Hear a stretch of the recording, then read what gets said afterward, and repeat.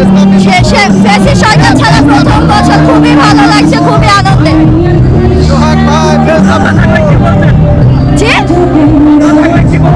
আপা থাকলে বলার সুযোগই থাকতো না, সে তো সবকিছু তার নিজের হাতে রেখেছে।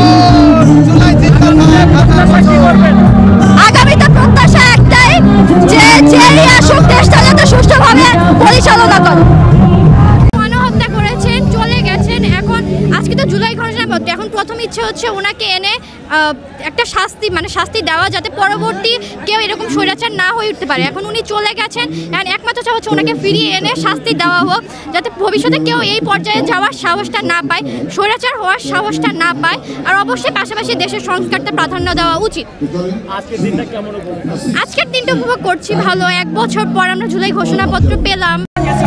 আপাকে ছাড়া প্রথম বর্ষ অনেক ভালো কাটতেছে।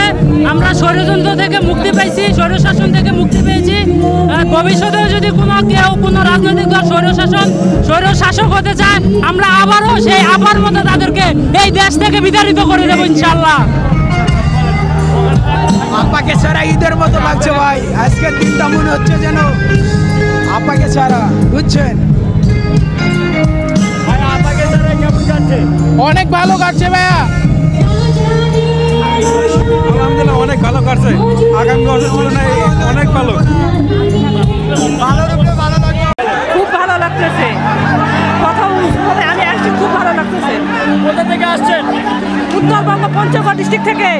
কখন আসছেন? কালকে আসছি।